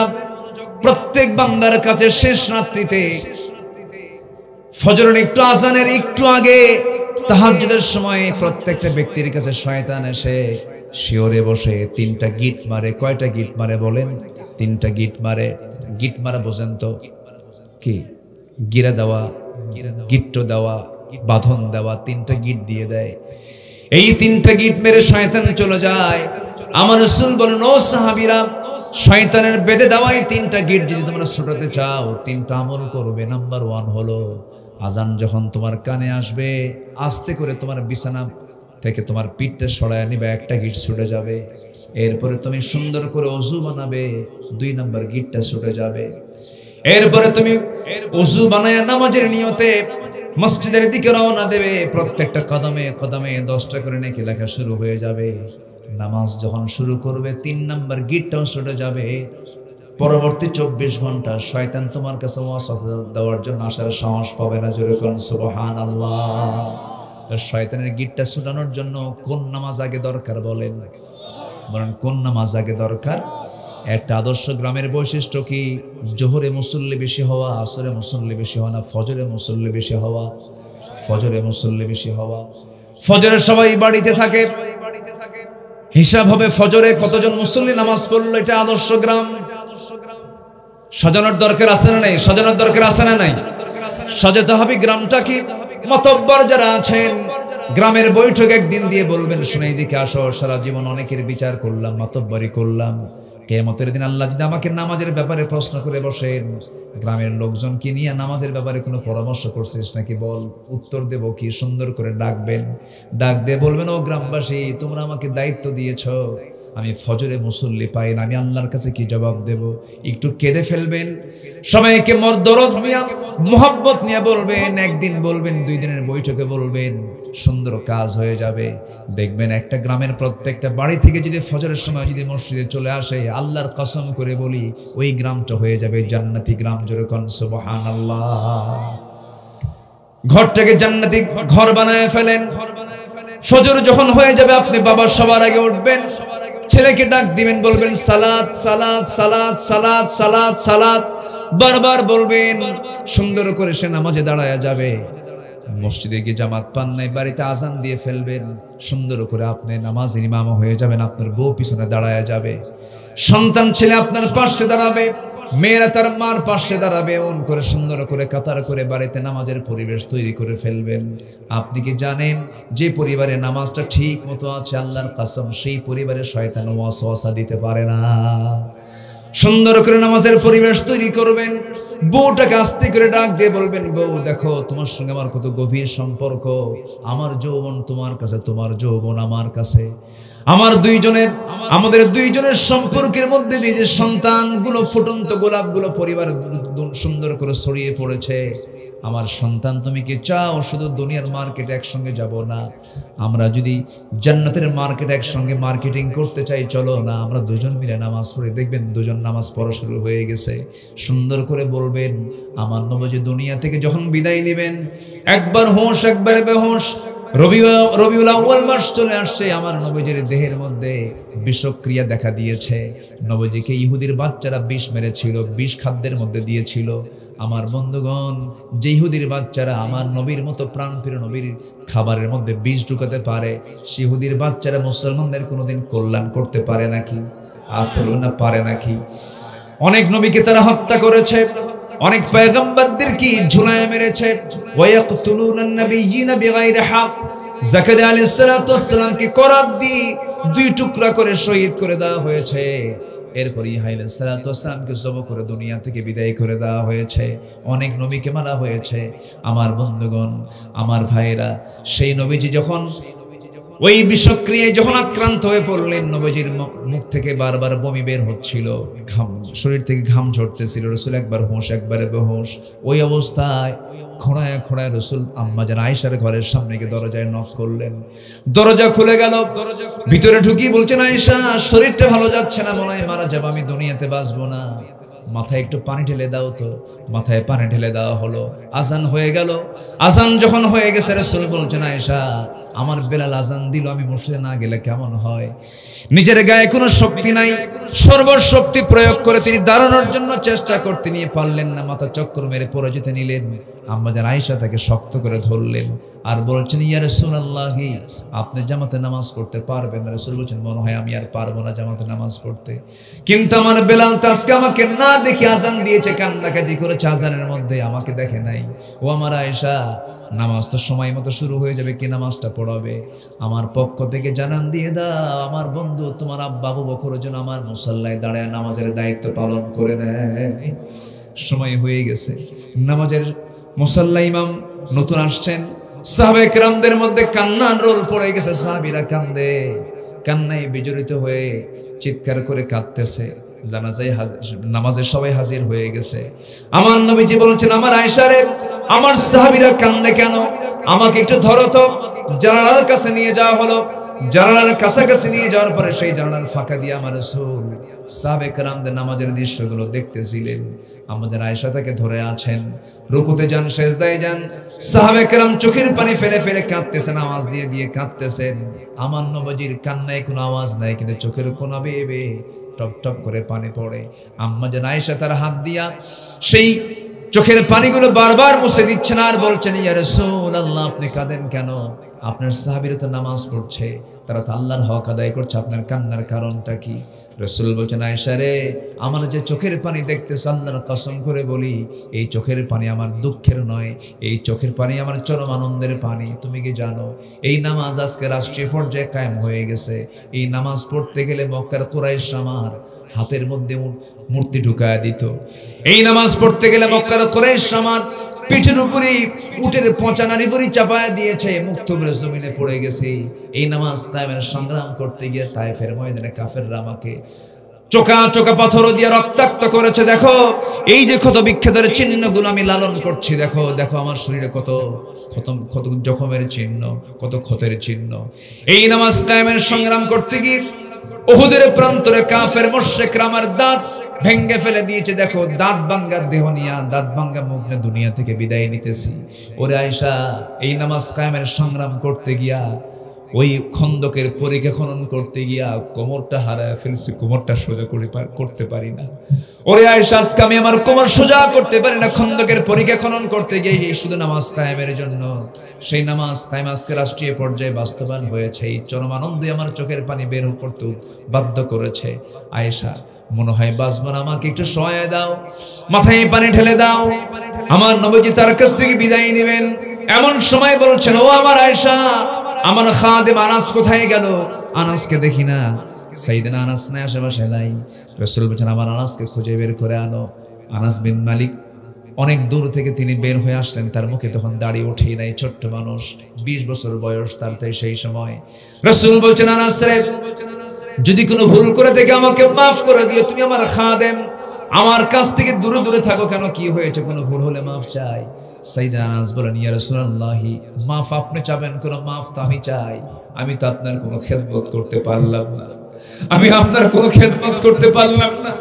10টা বছর আমার মা আপনার কাছে আমাকে দিয়ে গেছেন, এই 10টা বছরে আমি আপনার খেদমত করতে যাব তো দূরের কথা, আপনি উল্টা আপনি আমার খেদমত করেছেন। বয়স কেবল হওয়া শুরু হলো, বুঝের বয়স আসলো। আমি আপনার জন্য দোয়া করি হুজুর, আপনি যুগের পর যুগ বাঁচেন, আমি আনাস, আমি আপনার খেদমত করে যেন যেতে পারি। রাসূল সাইয়েদনা আনাসকে বুকের সঙ্গে জড়িয়ে ধরে বলছেন, আনাস রে, বুঝতে পেরেছি তোর আবেগ রে। আনাস, সাকরাতুল মউতের লক্ষণ আমার মধ্যে চলে আসছে, মৃত্যুর যন্ত্রণা আমার মধ্যে চলে আসছে, আমি যে কোনো মুহূর্তে দুনিয়া থেকে বিদায় হয়ে যাব। আনাস রে, আমি মনে হয় আর বাঁচবো না, তবে আমি আল্লাহর কাছে বলছি, আল্লাহ, জান্নাতের খাদেম হিসেবে আমি কাউকে চাই না, তুমি আল্লাহ আমার জান্নাতের খাদেম, আমার দুনিয়ার আনাসকে আমার জান্নাতের খাদেম বানায়া দিও। জোরে কোন সুবহানাল্লাহ। মান তাশাব্বাহা বিকওমিন ফাহুয়া মিনহুম। আমার নবী যেই কথাগুলো বলে দুনিয়া থেকে বিদায় নিচ্ছিলেন, এমন সময় বলছেন, আয়েশা, দেখো তো আমার কলিজার টুকরা, আমার দেহের টুকরা, আমার ফাতিমা কোথায় রে? দেখো তো আমার ফাতিমা কই গেল? ফাতিমা নাম শব্দ নেওয়ার সঙ্গে সঙ্গে নবীর সামনে হাজির হয়ে গেছেন।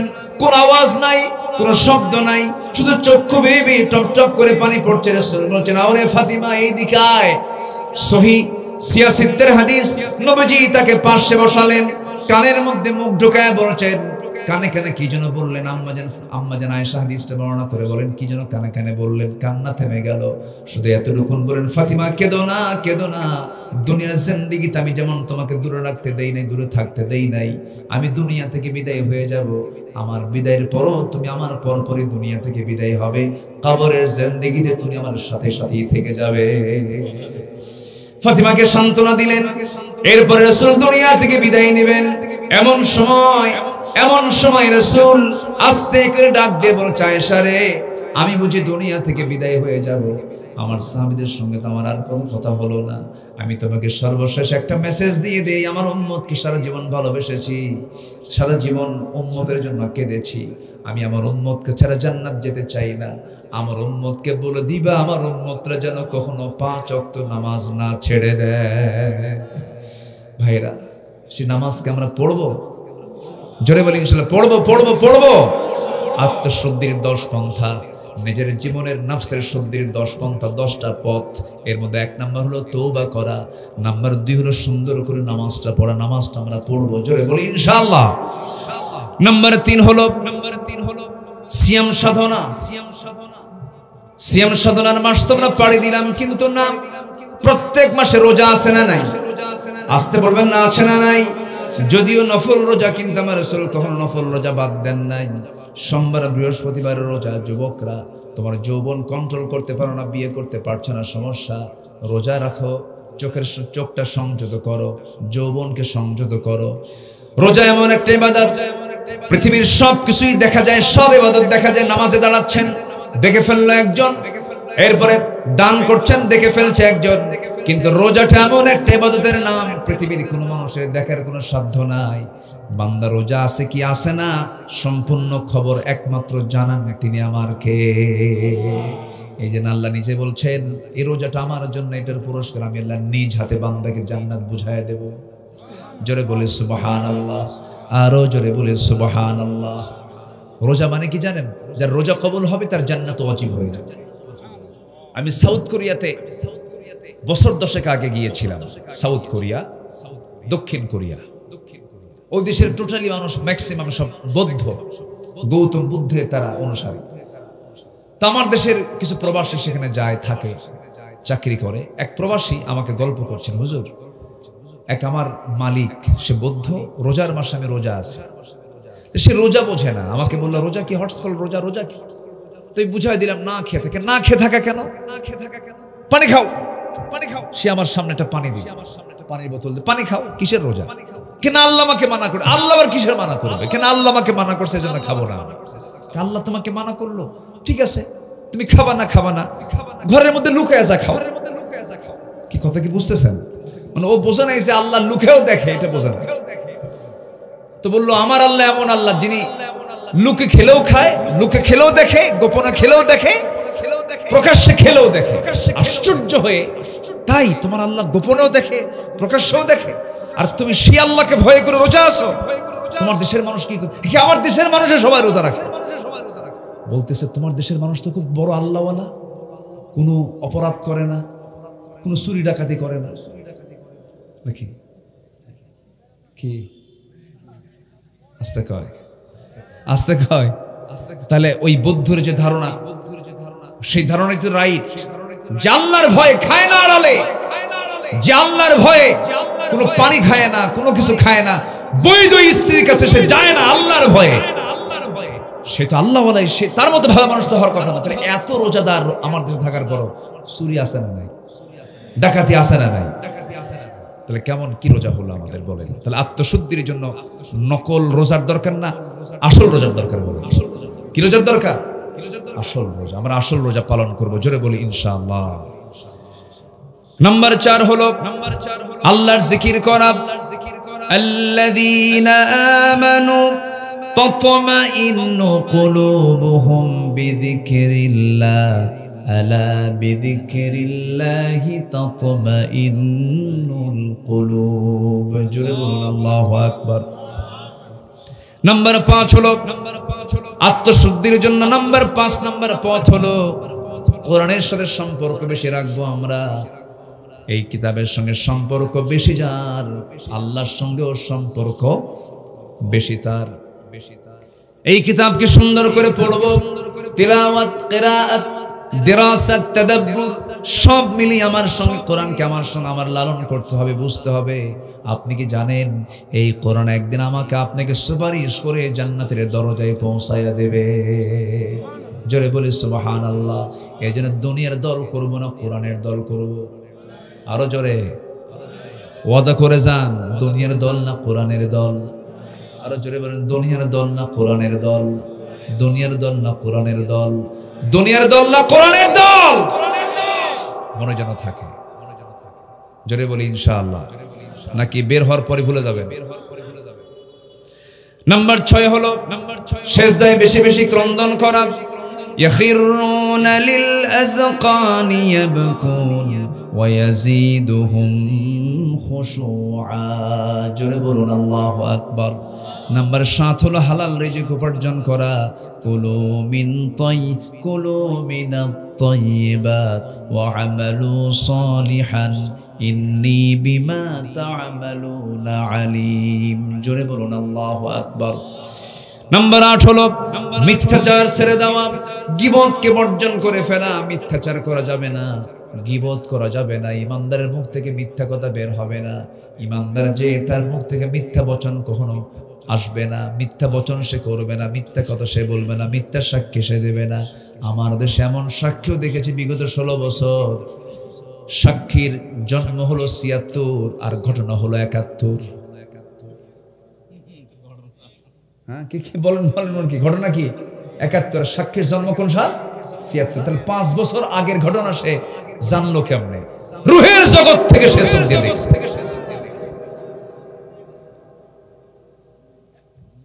এগুলো দেখছে আমার কত বছর? 16 বছর। কত বছর? 16 বছর। ফেরাউন পৃথিবীতে বেঁচে ছিল হলো 1600 বছর, এরা ছিল 16 বছর। সংখ্যার যে মিল হলো কেমনে বুঝলাম?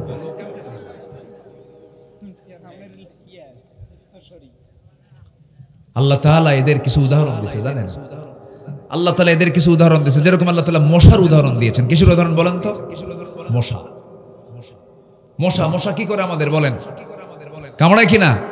মশা কামড়ায়। আল্লাহ তাআলা কোরআনের ভিতরে মশার কথা বললেন, তো কাফেররা বলল ফায়াকুলুনা মাযা আরাদাল্লাহু বিহাদা মাসালা, তোমার আল্লাহর কি দরকার ছিল যে এই মশার উদাহরণ কোরআনে ঢুকানো? এর এত বড় একটা কিতাব, এটা এর মধ্যে মশা কেন বলে ফেলেন। কিন্তু কেন যে মশা ঢুকালেন এই যে এ দেখেন, বুঝবেন। আচ্ছা বলেন তো, মশাকে দেখে আমরা ভয় পাই না মশা আমাকে দেখে ভয় পায়? বলেন, আমি কি মশাকে দেখে ভয় পাই না মশা আমাকে দেখে ভয় পায়? মশারি টাঙ্গায় কে? কে মশারি টাঙ্গায়? ভয় পায় কে? কি ঠিক আছে কিনা বলেন? আচ্ছা, তাহলে ছোট্ট মশা, কিন্তু এই মশা এত ভয়ঙ্কর। এডিস একটা মশা আছে যার কামড় খাইলে প্রায় অনেক রোগী মারা যায় কিনা? মারা যায় কিনা বলেন? মারা যায়। তো এই মশাকে ছোট চোখে দেখার কোনো সুযোগ নাই।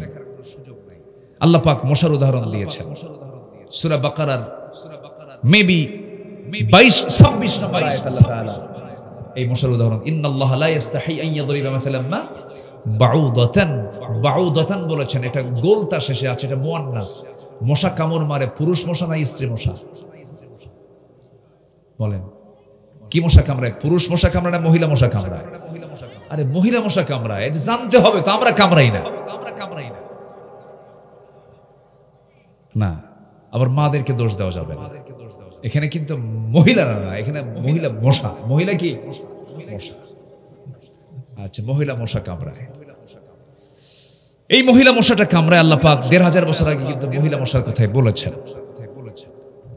এই মশাটা যখন আপনার হাতে যখন পড়ে, আপনার চামড়ায় যখন পড়ে, ভাইটার এই যে চামড়ায় যখন পড়লো কোনো মশা যখন পড়লো, মশা পড়ার সঙ্গে সঙ্গে মশা আগে চিন্তা করে ওর চোখ থেকে আমি কেমন করে আড়াল হব, সে যেন না টের পায়। সে মশাটা যখন কোনো চামড়ায় পড়ে, চামড়ায় পড়ার সঙ্গে সঙ্গে সে তার মুখের সামনের একটা অংশ থেকে কিছু মেডিসিন সে বের করে ফেলে। দেখবেন দুনিয়াতে কোনো অপারেশন যদি জটিল হয়, অ্যানেস্থেসিয়া করে, অজ্ঞান করে। কি করে? অজ্ঞান করে, অ্যানেস্থেসিয়া করে। এই জায়গাটা সেলাই দেবে, অ্যাক্সিডেন্ট করেছেন, যদি আপনি এইটুকু অংশ যদি সেলাই অ্যানেস্থেসিয়া না করেন, অজ্ঞান না করেন, ওই যে ব্যথার তীব্রতায় আপনার মৃত্যু হতে পারে। এই জন্য আগে অ্যানেস্থেসিয়া করে নেয়। মশা যখন কোনো চামড়ায় যখন পরে আগে করে কি? আগে অ্যানেস্থেসিয়া করে, আগে অজ্ঞান করে নেয়। ও সলিমুদ্দি এমন ভাবে আমার হুল ফুটাবো, তোর 14 গোষ্ঠী টের পাবে না। অ্যানেস্থেসিয়া করে নেয়, এরপরে হুলটা ফুটায় নিয়া যতটুকু পরিমাণ দরকার ততটুকু খেয়ে নিল। এরপর আস্তে করে সে উঠে যায়, আপনি টের পেলেন না। কিন্তু কিছু কিছু মশা আছে বেহুশ মশা। কি মশা আছে? বেহুশ মশা। খাওয়া যে শুরু করছে আর থামে না, এত খাওয়া খায়, ওর পাখা দিয়ে যে ছুড়বে সে ওর শক্তিও শেষ হয়ে যায়। কারণ তার দেহের চাইতে তখন তার খাওয়ার ওজনটাই বেশি হয়ে যায়, খাদ্যের ওজনটা বেশি হয়ে যায়, আর নড়তে পারে না, শীত হয়ে পড়ে আর মরে। বিগত 16 বছর যারা ক্ষমতায় ছিল তারা খাইছে হুঁশ না বেহুশ হয়া? হুঁশ না বেহুশ হয়া? তাহলে মশার উদাহরণ আল্লাহ দিয়েছেন কি ব্যাঠিক না ঠিক? দেখেন আল্লাহ কত আগে ওদের মশার উদাহরণ দিয়ে দিয়েছে। এত খাওয়া খাইছে, দেশ থেকে পাচার করেছে। দেশের অর্থ যারা বাহিরে পাচার করে, ওদের নেতৃত্ব চিরদিনের জন্য আমার দেশে আমরা হারাম ঘোষণা করে দিলাম। ঠিক কিনা? ওরা দেশের শত্রু, সব সম্পদকে তারা পাচার করে দিয়েছে। চুরি করছে, চুরি কর, দেশি থো, দেশি খা, দেশের মানুষ থাকুক, তাও তো হতো কি কর্মসংস্থান হতো। কষ্ট পাচ্ছেন নাকি আপনারা? রাতের বেলা আপনি শুয়ে আছেন, আলো দেখতেছেন, ঘরে আলো, লাইট দেওয়া, একটা মশাও নাই, কোথাও একটা মশাও নাই, লাইট বন্ধ করাও সারা 10 মিনিট বিছানায় শুয়ে পড়েছেন, 4-5টা মশা এসে আপনার নাকের ডগায়, কানের কাছে এসে সারে গামা পাধানিসা, কি ঠিক কিনা কর? আপনার চোখে ধরা পড়লো না মশা, ও আপনার দেখলো কেমন? বিজ্ঞান বলতেছে প্রত্যেকটা মশা 75 ফিট দূর থেকে টের পায় এখানে কোন ছড়ির মধ্যে শুয়ে আছে, 75 ফুট দূর থেকে। আর এই যে ভন ভন ভন ভন যে আওয়াজ হয়, মনে ট্রেন যাচ্ছে, ট্রেন কি যাচ্ছে, তো এই আওয়াজ যে হয়, এই আওয়াজ কিন্তু ওর ভোকাল কর্ডের আওয়াজ না, কণ্ঠের আওয়াজ না, এটা হচ্ছে পাখার আওয়াজ। কিসের আওয়াজ? পাখা। বিজ্ঞান বলতেছে, প্রাণীবিদরা বলতেছেন, একটা মশা প্রতি সেকেন্ডে তার পাখা ঝাপটান মানে হলো 400 থেকে 500 বার 1 সেকেন্ডে। আজ পর্যন্ত কোন দ্রুতগামী কোন মেশিন পৃথিবীতে এই মশার মতো দ্রুত গতিতে পাখা না ঝাপটাতে পারে এমন কোন মেশিন পৃথিবীতে আবিষ্কার হয়নি। সুবহানাল্লাহ বলবেন না? তাহলে আল্লাহ যে আইয়াদরিবা মাসালাম মা বাউদাতান ফামা ফাওকাহা, এটা কি ভুল করেছেন? না, আল্লাহু আকবার বলেন। কথা তো অনেক দিকে চলে আসে, কিন্তু এই দিকে তো 12:30 বেজে গেল। আমি শেষ করে দিলাম। আলোচনা চলো, আলোচনা চলো। হুজুর মরুক, অনেক গরম তো। জি আলহামদুলিল্লাহ, আলহামদুলিল্লাহ। আমি খুবই খুশি যে রাত বসে, এত রাতে আপনারা গরমকে উপেক্ষা করে, প্রচন্ড গরম কিন্তু মানুষের দেহের সাথে দেহ লেগে একদম আপনারা সব থেকে হয়ে গেছেন, ঘরমাক্ত দেহ হয়ে গেছে আপনাদের শরীর থেকে। মানে এখন একটা মানে চরম একটা ভাব বের হচ্ছে, আমি ফিল করছি। উপরে আবার ঢাকি দেওয়া আছে, এর মাঝেও বসে আছেন। আল্লাহর কসম, কোরআন এর মোহাব্বত না থাকলে বসে থাকা যায় না। বলি আলহামদুলিল্লাহ, জোরে বলি আলহামদুলিল্লাহ। সম্মানিত ভাইয়েরা, তাহলে আমরা মিথ্যা বলবো না সত্য বলবো? মানুষের কিছু প্রশংসা করবো না গীবত করবো? পারলে প্রশংসা করবো, গীবত করার দরকার নাই। নাম্বার 9 হলো অহংকার করা যাবে না, আত্মগরিমা করা যাবে না। অহংকার কার? অহংকারটা করা কার হক? অহংকারটা কার হক বলেন? আল্লাহ অহংকার করবেন, আল্লাহর যোগ্যতা আছে, বান্দার কোনো অহংকার করার কোনো যোগ্যতা নাই। একটু দেহটা ভালো, বডি ভালো, 86 কেজি ওজন, 6 ফুট লম্বা, চেহারাটা লাল টকটকা, চুলটা কালো, চোখটা ডাহুক চোখ, প্রশস্ত কপাল, ভ্রুটা সুন্দর, ফিটিং বডি খুব ভালো। রাস্তায় যখন হাঁটে বুঝায় আমি একখান মাল। এরকম আছে না নাই বলেন তো? আছে। কিন্তু তুমি কতটুকু কি আল্লাহ ভালো বোঝেন, বেশি না, খালি পিছন দিয়ে শুধু ডাইরেক্ট লাইন করে দাও দরকার। কি লাইন বলেন? ডাইরেক্ট লাইন যদি হয় আর 7-8 বার যদি যাওয়া আসা করো, তোমার ফিটিং বডি শেষ, মাল থাকবে না, অচল হবে। কি হবে? কি হবে? অচল। অতএব দেহের অহংকার করা যাবে না, সম্পদের অহংকার করা যাবে না, ক্ষমতার অহংকার করা যাবে না। আজ থেকে 8 মাস আগে যার কথায় প্রশাসন উঠতে বসতো, সেই মহিলা আজকে গোটা পৃথিবীর কোথাও জায়গা পাচ্ছে না। অহংকার দেখানো যাবে না, ক্ষমতার অহংকার না, অর্থের অহংকার না, দেহের অহংকার না, কোনো অহংকার দেখানো যাবে না। নাম্বার 10, শেষ তো হলোই মোটামুটি, আমি শর্ট করে বলে ফেললাম।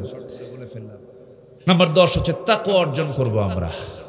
তাকওয়া, তাকওয়া মানে হচ্ছে সেই গুণ, যে গুণটা হচ্ছে সকল প্রকার হারাম থেকে যে ব্যক্তি নিজেকে বিরত রাখতে পারে, সে হচ্ছে মুত্তাকি। বলি আলহামদুলিল্লাহ। হারামকে হারাম জেনে হারামকে বাদ দেব, আমি জান্নাত বুঝে নেবো। কাল আমি হারামের কাছে যাইও নাই, তুমি আমার জান্নাত বুঝাই দাও। জোরে কান সুবহানাল্লাহ। আমি হারাম ছেড়ে দেব, আল্লাহ আমাকে কি বুঝাই দিবেন? জান্নাত বুঝাই দিবেন। আসুন আল্লাহ পাক আমাদের নফস, আমাদের কলব, আমাদের রূহকে সুন্দর করে সাজানোর তৌফিক দান করুন। জোরে বলি আল্লাহুম্মা আমিন।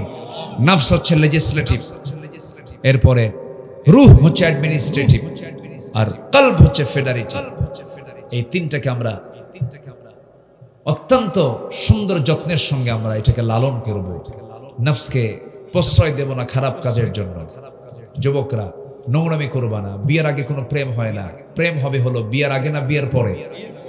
বিয়ের আগে করে ফেলবে, ওই যে যেটা হাইব্রিড হয়, হাইব্রিডে কিন্তু কোনো বরকত থাকে না। হ্যাঁ, ওগুলো খায় না কেউ। মুরগি, হ্যাঁ জি, এগুলো করা যাবে না। অকালে অকালে পাকলে অকালেই ঝরতে হয়, এগুলো করা যাবে না। প্রেম হবে বিয়ের আগে না বিয়ের পরে? বিয়ের পরে প্রেম হবে। কি বললেন আপনি? ও আচ্ছা, জি জি, মাশাআল্লাহ। এই জন্য যুবকরা এগুলো করবা না, কোনো নেশার কাছে যাবা না, নেশার দিকে যাবে না, মাদকের দিকে যাবে না, কোনো জুয়ার দিকে যাবে না, ডিভাইস আসক্ত হওয়া যাবে না, খারাপ কিছু দেখবা না। চোখ দিয়ে খারাপ কিছু দেখবা, আল্লাহ তোমাকে দেখবেন। সবকিছু খেয়াল রাখতে হবে। একটা মোবাইল অপ্রাপ্ত বয়স্ক ছেলের কাছে রাখা মানে পাশে একটা মহিলাকে বসে রাখা, পার্টনার করে দেওয়া। একটা মেয়ের হাতে, অপ্রাপ্ত বয়স্ক মেয়ের হাতে একটা মোবাইল তুলে দেওয়া মানে হচ্ছে, অ্যান্ড্রয়েড সেট তুলে দেওয়া মানে একটা পুরুষকে সাথে বসায় দেওয়া। আমি কি বুঝতে পারছি? এগুলো আমরা খেয়াল করার চেষ্টা করব।